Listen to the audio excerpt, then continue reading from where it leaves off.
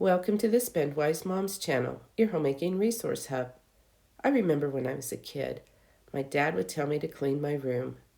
I'd take everything off the dressers and the floor and shove it in a drawer or throw it in the closet. He would look at my room and tell me that it looked good.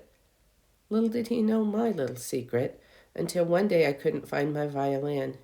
He opened my closet door, and well, I bet you can guess what happened after that. People have different reasons for hanging on to things.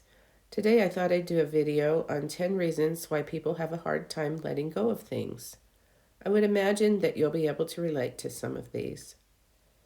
Reason number 1 is that clutter just doesn't bother you. My husband and I are opposites in this area. My opinion is that if you don't need it or use it, then don't keep it. My husband figures that if it doesn't bother anyone, why get rid of it? There's some merit to both schools of thought.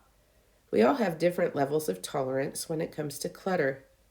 A study done in UCLA stated that most women feel stressed with clutter, whereas most men would walk through a cluttered house, not even noticing it, to show someone a new project they were working on. Reason number 2 is laziness.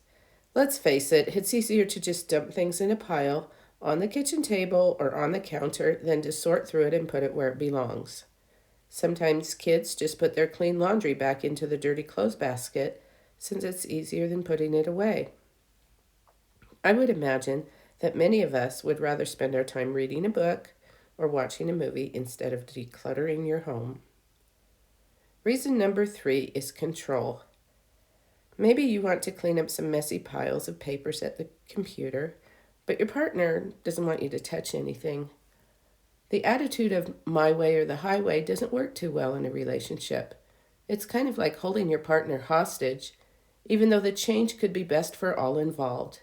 There has to be a win-win where both parties get something they want.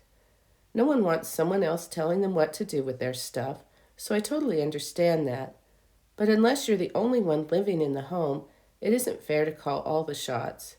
If decluttering can make your home a more peaceful place, then why not just try to work together and find some common ground? Number 4, sometimes people feel paralyzed or overwhelmed by all their stuff. Someone shared that they felt like their stuff was like a ball and chain in their life. In cases like this, it's good to have a friend or loved one come over and help you tackle things. The focus then becomes spending time together instead of just facing the mess on your own. It can be much more enjoyable to work with someone else to get the job done as well. A different perspective can also be healthy, since they are not attached to your things. Fifth, even though people may not need a lot of their things, sometimes the things are still functional or useful, so people don't want to get rid of them. This can also include sentimental things as well. An example of this is keeping your kids' shoes from high school, even though they're now married, gone, and with kids of their own. It could also be keeping dog food when you don't have a dog anymore, or keeping 14 bread pans when you rarely bake bread. I knew someone whose husband offered to buy her anything she wanted when she did her crafts if she would just get rid of the huge closet full of craft stuff. She wouldn't do it, even though they had plenty of money and could easily replace what she needed. Sixth, and this is mainly with clothes, you keep thinking that you're going to fit into your clothes that are too small, even though it's been a few years or more. I know someone that has 3 different sizes of clothes in her closet, so she has clothes to wear whatever size she happens to be at the time. Number 7 is security. I remember in the movie Sabrina, she says that more isn't better, it's just more. There's a lot of truth to that. Some people feel like more stuff makes them feel more secure. Maybe they grew up poor. It's hard for them to let go of things because their security is based on stuff and not like God, for example. Reason number 8 is when someone has gone through a difficult life event. It could be a death in the family, a divorce, or even having a baby. Life changes can set you back a bit. Dealing with loss and change can cause people to hang on to things. Number 9, someone may have a shopping addiction. This reminds me of the movie Shopaholic. There are some people who gamble and some people who drink. Others use retail therapy. Shopping can be an expensive addiction that digs you into a lot of debt. And last, number 10, someone paid good money for it, so they don't want to get rid of it even if they don't need it. It may be hard for some people to realize that this is a sunk cost.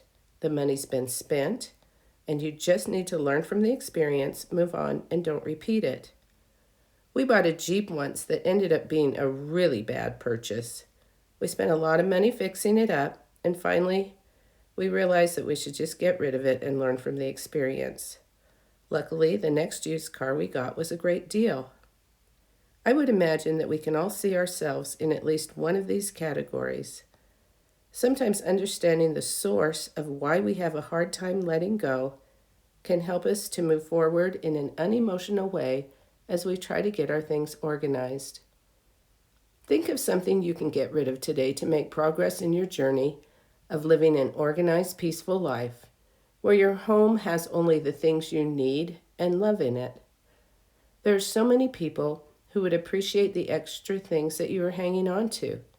It can even bring you more joy to share with others than to keep it for yourself. Thanks for watching the Spend Wise Moms channel. Please subscribe for more videos like this.